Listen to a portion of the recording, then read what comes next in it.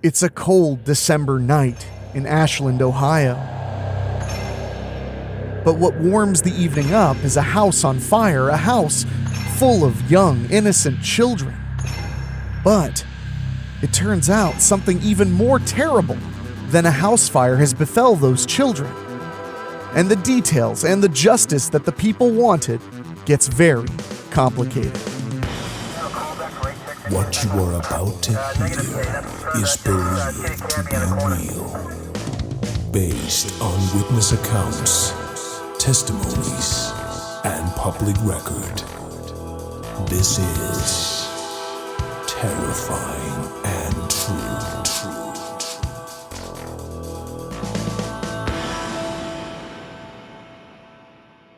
Ashland, Ohio. That's a place I've driven by many, many times on Interstate 71. I'm born and raised in Ohio, and I drive through Kentucky all the time. That being said, I did not truly understand the weight of this heinous crime and the aftermath. What it had to say about America in the 1800s, what it had to say about the people of a small town when they witnessed something so heinous, so brutal, so disgusting for the first time. In today's era, we're used to hearing all about true crime stories and horrible crimes from all over the world, but back then, the only way you knew that man was capable of such hideous acts was when it happened next door to you. We're telling that story after these words.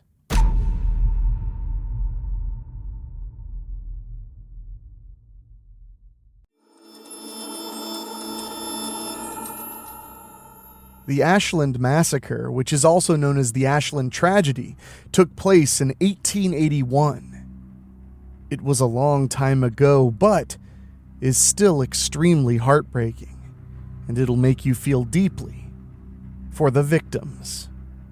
Martha Gibbons lived in a little house in a small town in East Ashland. She lived with her youngest children, Fanny Gibbons, Robert Gibbons, and Sterling Gibbons. The small family lived a simple and peaceful life, which was mostly supported by Robert's income from working as a nail feeder at the Norton Iron Works. Also called Robbie by his loved ones, he was merely a 17-year-old who had lost one leg in a tragic accident in the early years of his life. Fanny Gibbons was a beautiful young girl who had just turned 14. Sterling was the youngest of all children and only 11 years of age. This impoverished family had no idea of the horror that would befall them on the night of the 23rd of December, 1881. The mother decided to visit her married daughter in Ironton, Ohio, and decided to take Sterling with her. They even shopped for Christmas presents on their way. The holiday spirit must have been in full bloom by then.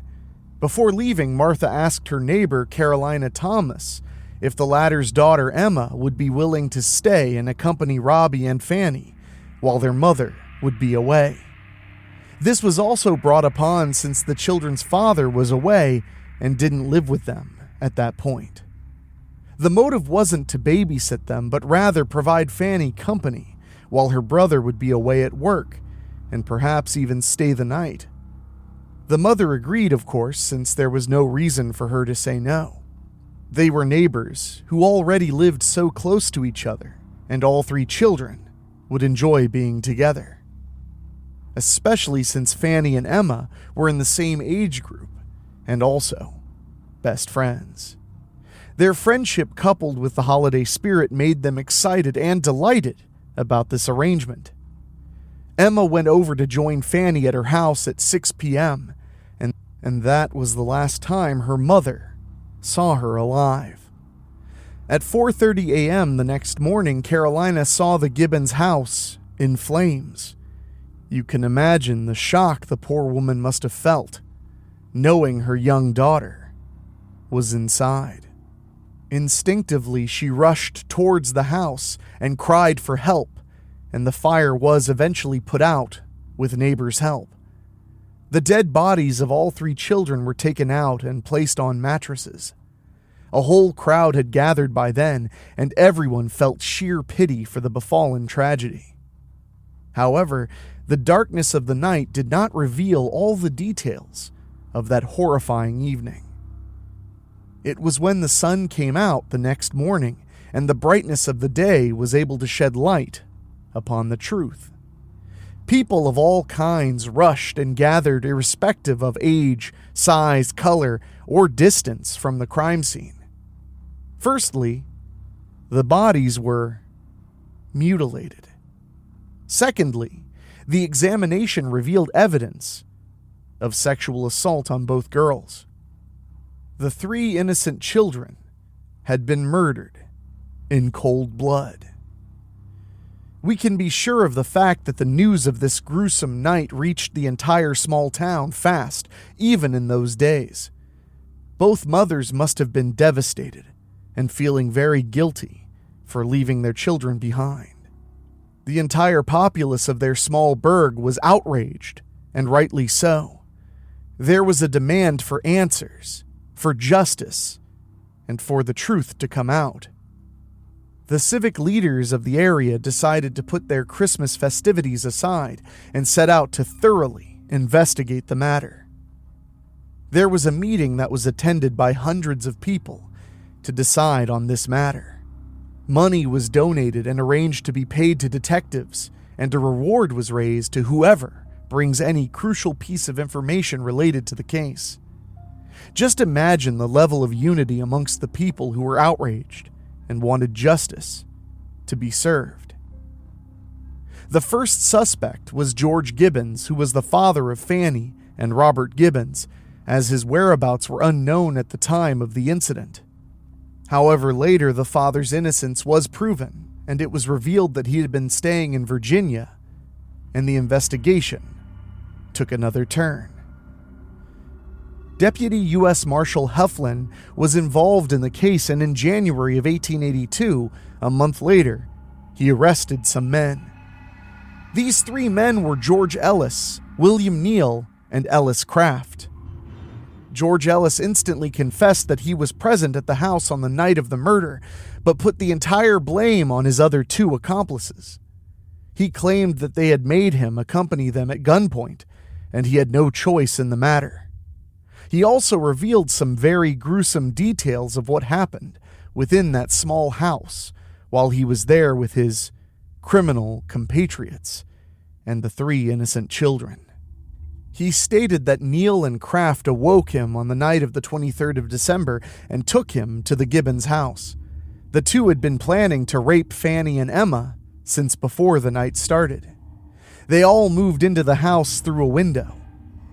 Ellis claimed that he only supervised as Kraft raped Fanny and Neal raped Emma.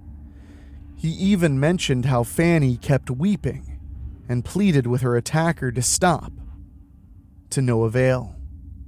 He also claimed that Emma cried out that she knew who Neal was and would tell her mother.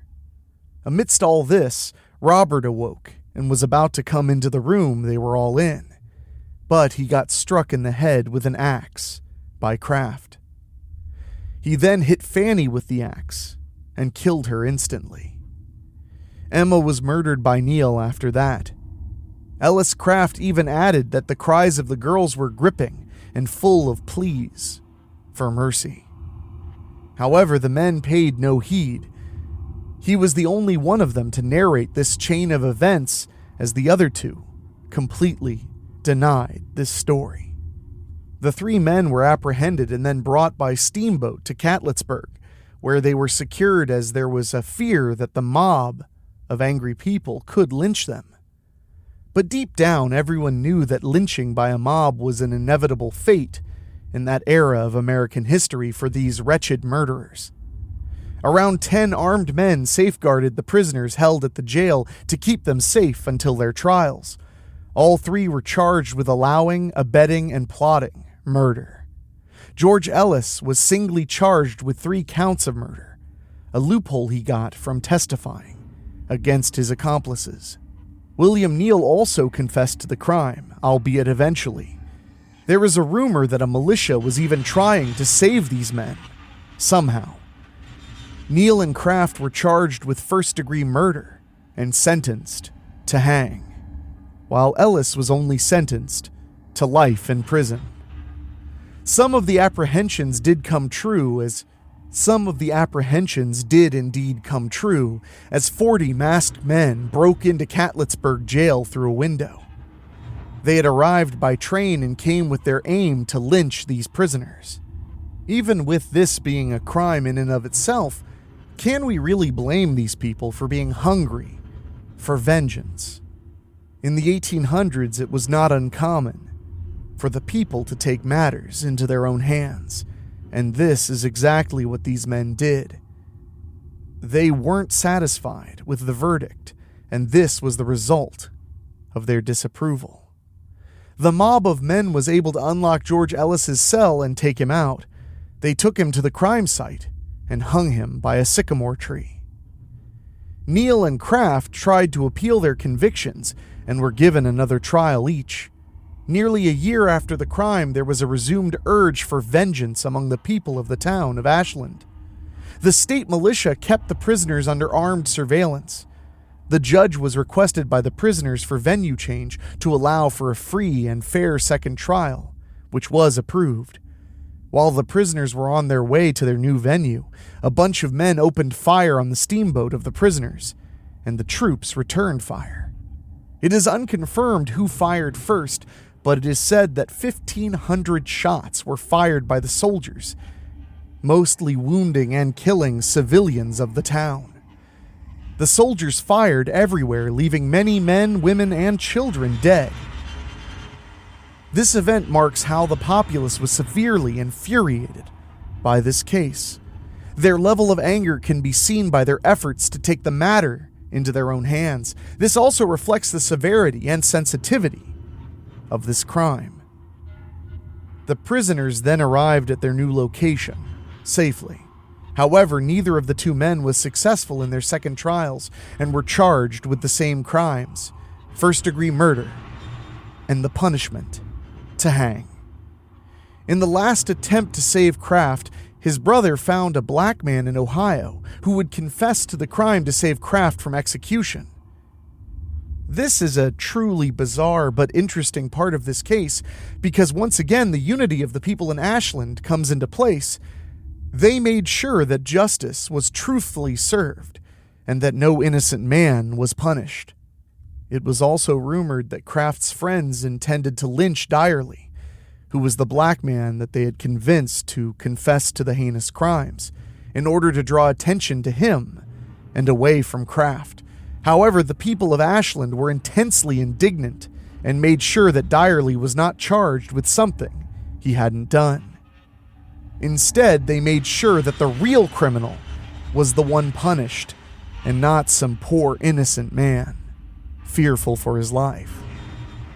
Once again, we witnessed the uninterrupted hatred of the people of Ashland toward those who harmed their inhabitants. Ellis Kraft's hanging took place on October 12, 1883, in Grayson, Kentucky, and was witnessed by a large awaiting crowd. William Neal was hanged in Grayson on March 27, 1885. Till their last dying breath, these two men claimed innocence and did not confess fully at all. As we bring the timeline of the Ashland tragedy to an end, there are some extremely important things to go over. The primary question being, why was the state militia so willing to fire on civilians, many of them unarmed and innocent, demanding justice?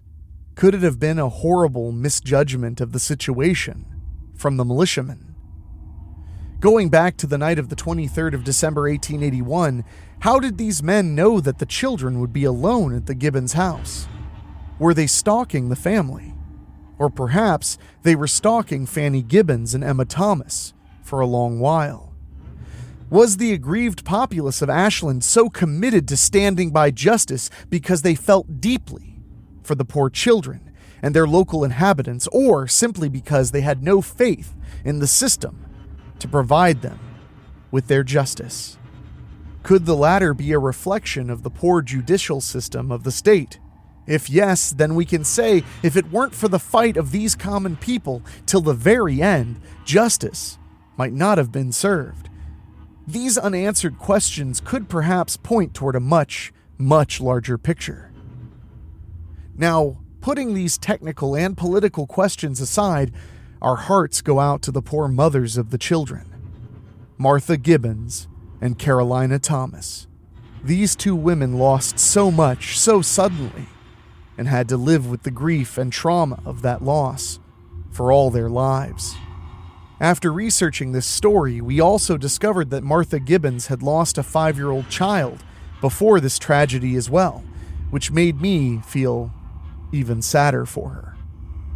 We also discovered this song on Spotify called Nothing Burns Like the Cold, which is a tribute to the Ashland Massacre. For a crime that took place around 150 years ago, the wounds and grievances of the victims' families still feel oddly fresh.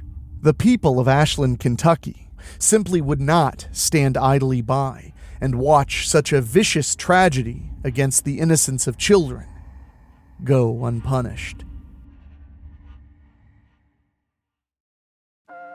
As a person born and raised in Ohio, but with a lot of family from Kentucky, including my mother, this story truly tears my heart out. The small towns and communities that are painted all across Kentucky have, for a long time, been tight-knit to say the least. Communities unafraid to stand together against whatever evils befall them. In my hometown of Dayton, Ohio, we've stood up against just about anything you could imagine, whether it be natural disasters such as tornadoes, which do strike here pretty often, or standing up against the hate-fueled rhetoric of the Ku Klux Klan, as they were heavily protested when trying to hold a rally here in 2019. The people in this part of the country have a sense of community unlike anywhere else. I'm proud to have family from Kentucky as well as Ohio, and I hope that the people of Ashland got what they needed to move on. Unfortunately, in that era, there was very little in the way of forensics to figure out who committed such a ghastly crime. The judicial system in the United States of America is innocent until proven guilty for a reason. It's to make sure that people cannot be abused by the system. But when people are innocent until proven guilty, sometimes the guilty slip through the cracks. It's a harsh truth, and one that the people of Ashland would not stand for. Terrifying and True is narrated by Enrique Couto. It's executive produced by Rob Fields, produced by Daniel Wilder, with original theme music by Ray Mattis.